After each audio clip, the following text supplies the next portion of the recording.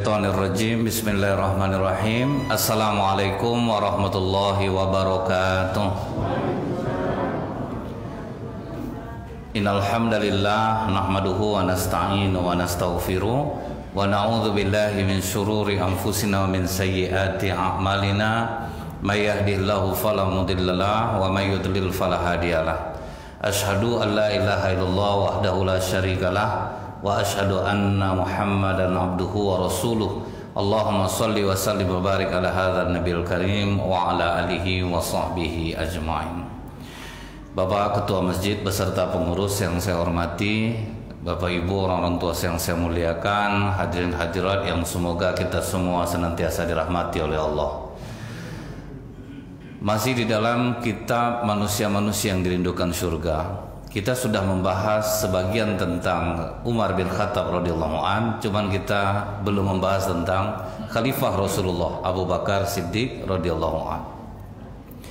Abu Bakar Siddiq ini Pak, Rasulullah lebih tua daripada Abu Bakar ini 2 tahun 6 bulan.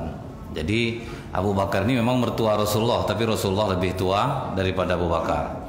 Kalau dengan Umar itu Rasulullah lebih tua 12 tahun Pak, dibandingkan dengan Umar. Abu Bakar Siddiq ini masuk Islam itu Pak, sebetulnya dari umur 16 tahun sudah ada firasatnya tentang Rasulullah. Jadi di dalam satu riwayat disebutkan ketika Abu Bakar Siddiq berumur 16 tahun, Rasulullah umur 18 tahun, mereka sama-sama pergi berdagang ke Syam. Sampai di Syam, Rasulullah berteduh di bawah pohon bidara. Sementara tidak ada orang yang berteduh di bawah pohon bidara. Maka seorang rahib di Syam bertanya kepada Abu Bakar Siddiq, "Wahai Abdullah," karena nama Abu Bakar ini kan Abdullah bin Utsman sebetulnya Pak. "Abdullah, siapa pemuda yang tidur di bawah pohon bidara itu?" Namanya Muhammad bin Abdullah.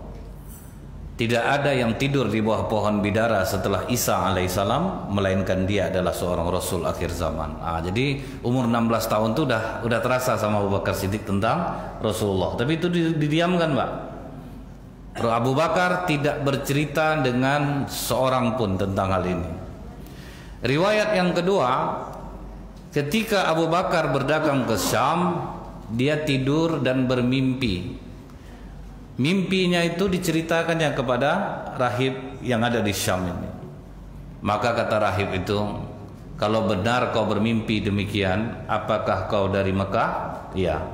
"Sukumu suku Quraisy?" "Iya." "Ingatlah, akan muncul seorang nabi di antara kalian, dan engkau akan menyertai sepanjang hidupnya." Jadi kau ini kawan dia sampai akhir hidupnya. Dan itu juga dirahasiakan oleh Abu Bakar Siddiq. Nah, waktu Rasulullah mengatakan bahwa dia seorang nabi, seorang utusan Allah, Abu Bakar datang Pak. Dia tanya kepada Rasulullah, "Muhammad, jika betul kau seorang nabi, apa bukti kebenaran kenabianmu?" Dijawab oleh Rasulullah, "Mimpimu yang kau ceritakan kepada seorang rahib di Syam ketika kau berdagang di situ dulu." Nah, disitulah Abu Bakar langsung yakin, karena dia tidak menceritakan mimpinya kepada seorang manusia pun. Dia langsung peluk Rasulullah, dia cium Rasulullah. Disitulah dia masuk Islam. Nah, jadi memang sudah ada firasat. Nah, kenapa Abu Bakar Siddiq ini mudah untuk menerima petunjuk? Salah satunya adalah beliau ini termasuk sahabat yang paling dahsyat sedekahnya.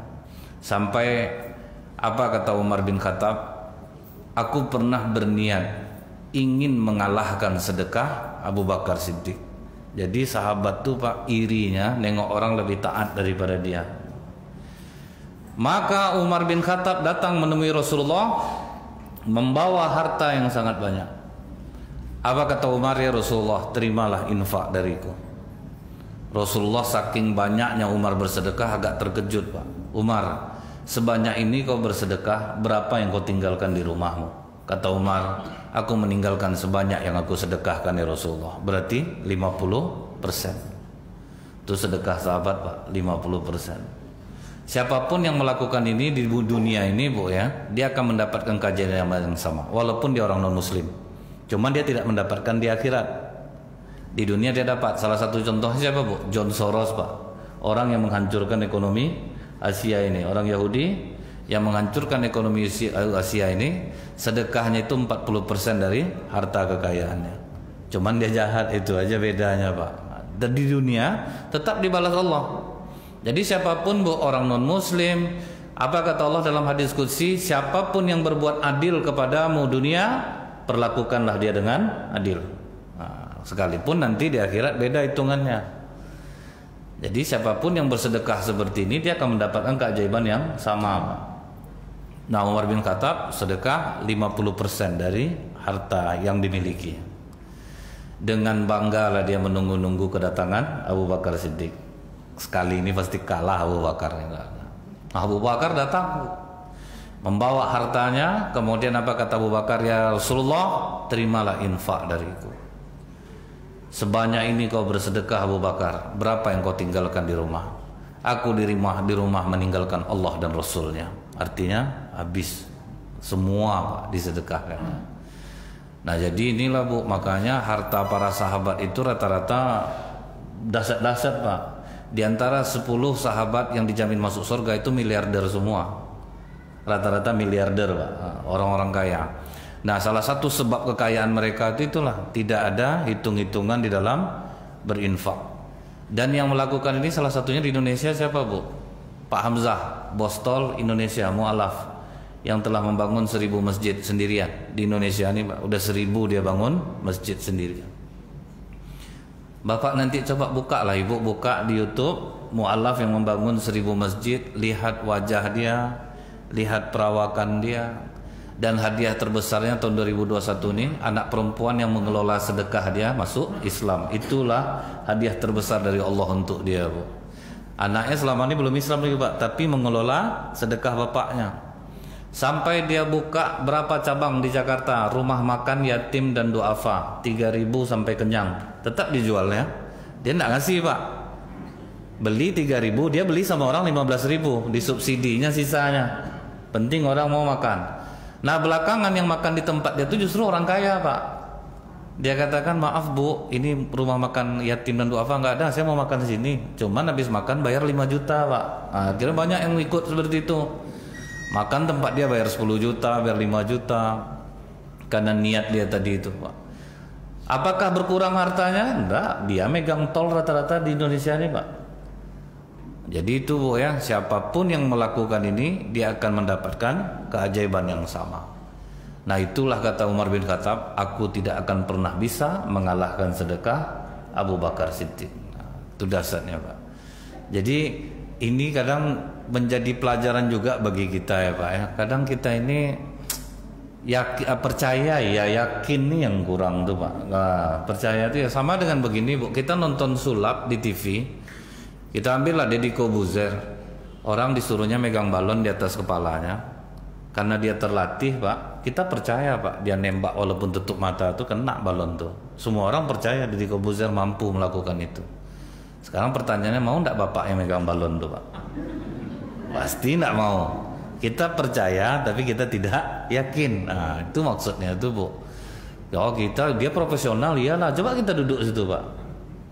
Pasti kita akan takut. Tapi siapa yang udah terjun di dalam ini, insya Allah dia merasakan keajaiban. Kita ambil macam di Pekanbaru ini lah Pak, Masjid Abu Darda. Itu kan sendiri yang membangun masjid tanpa kota infak. Masjid tanpa kota infak, betul-betul yang punya itu dia ingin sendirian menanggung semua biaya masjid itu. Ada lagi Masjid An-Namira. An-Namira itu juga sendirian yang punya. Sekarang lagi bangun juga dia masjid di Rimbo Panjang Pak. Jadi saya sempat kelakar lah sama Pak Haji itu.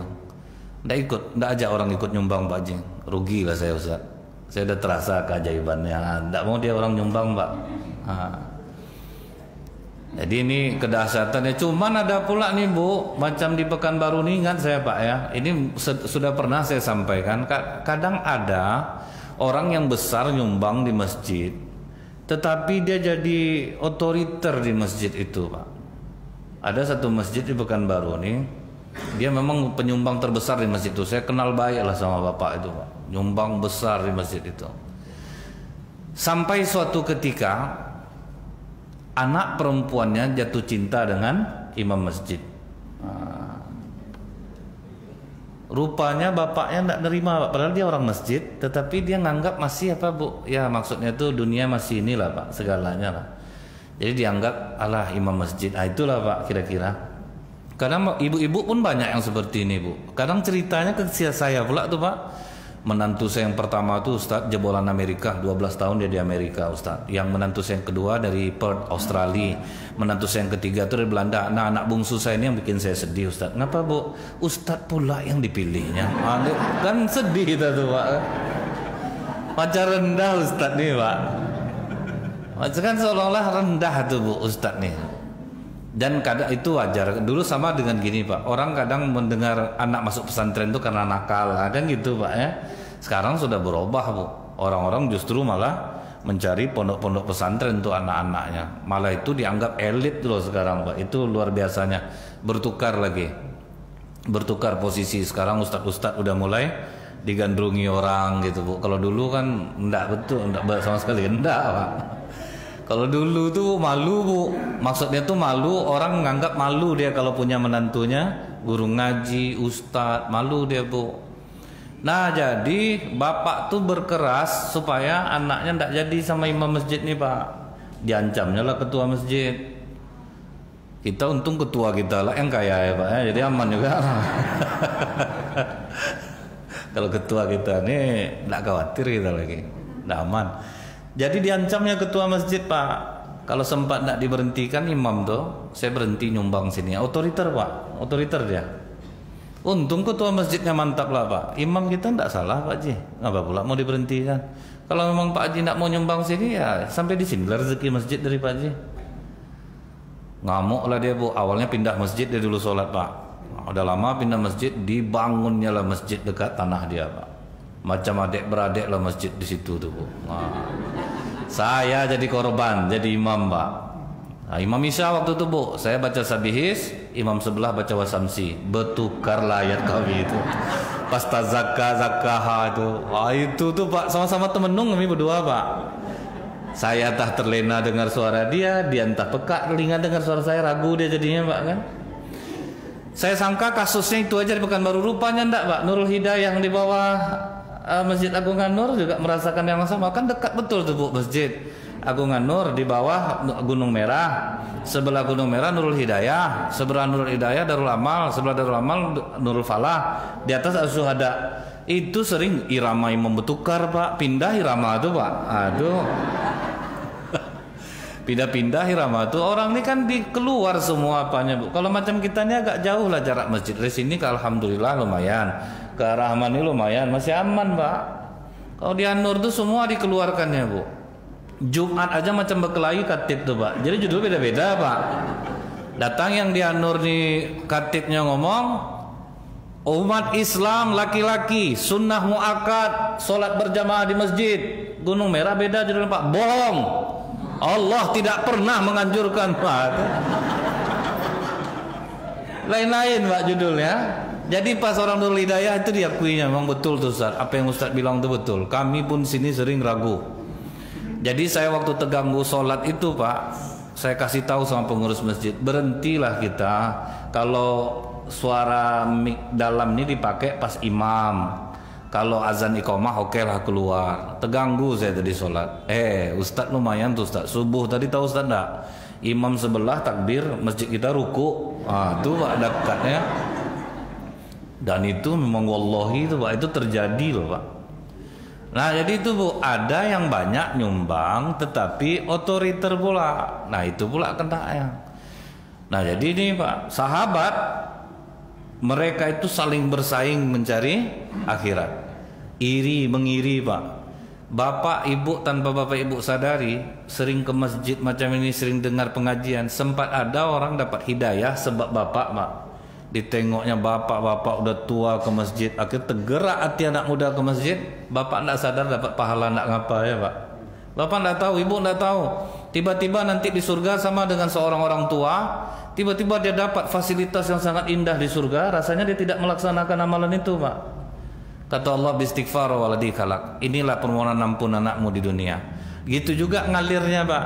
Bapak nggak tahu, ibu nggak tahu. Rupanya setiap bapak pergi ke masjid itu terperhatikan sama orang Pak. Ingin nanti orang ke masjid Pak. Bapak ngalir terus. Bapak nggak merasa ngamal, tapi ngalir terus. Itu dasarnya Bu. Tanpa kita sadari. Jadi ini kalau untuk akhirat ini Pak, memang dia gaib, tetapi sangat luar biasa dampaknya ke jiwa kita insya Allah.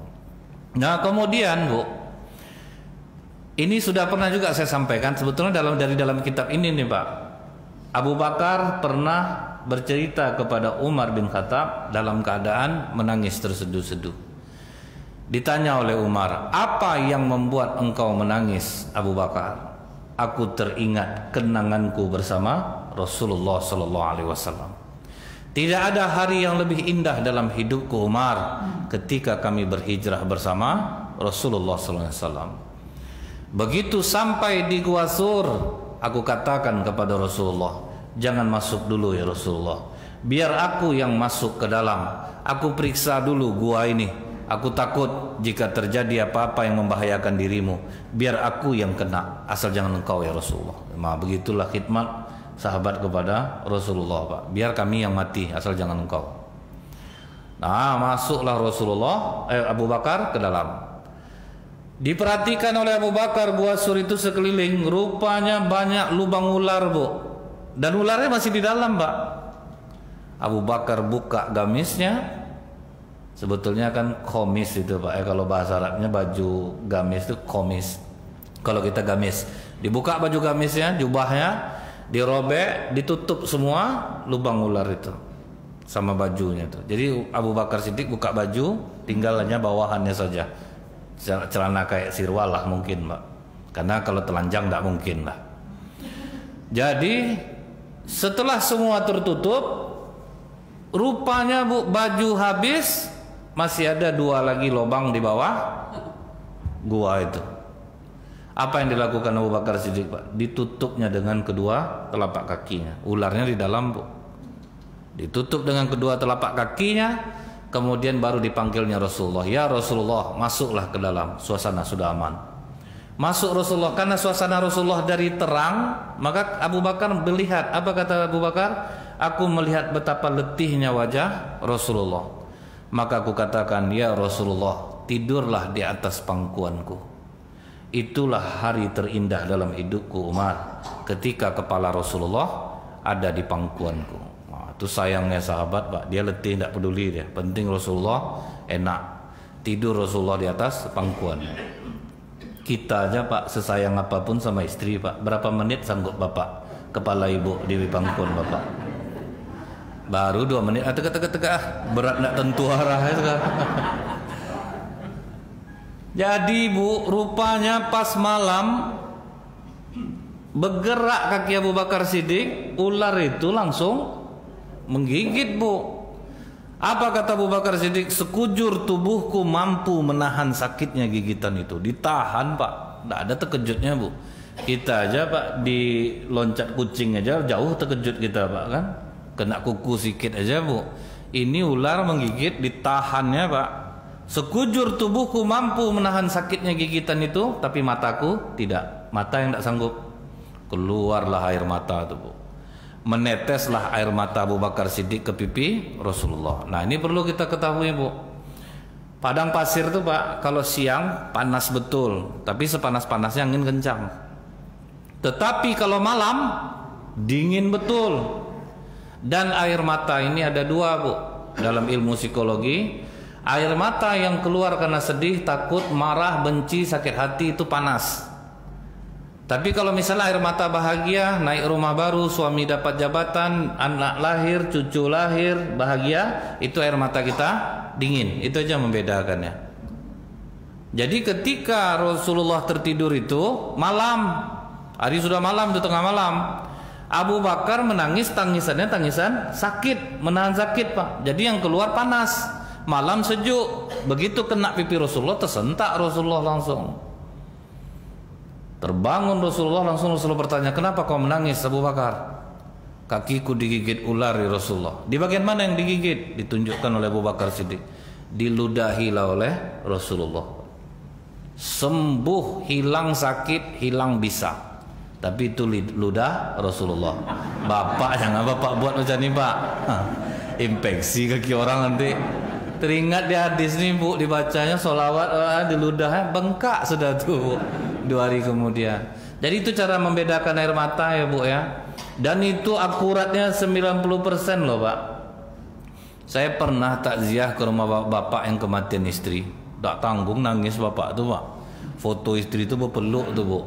Tiap orang datang dijelaskannya lah tentang foto-foto tuh pak. Pas saya datang, Ustadz, dipeluknya lah saya. Sebetulnya saya geli pak, tapi mana lah ya. Orang sedang sedih bu. Terasa saya pas cupika-cupiki itu pak, dingin air mata bapak tuh.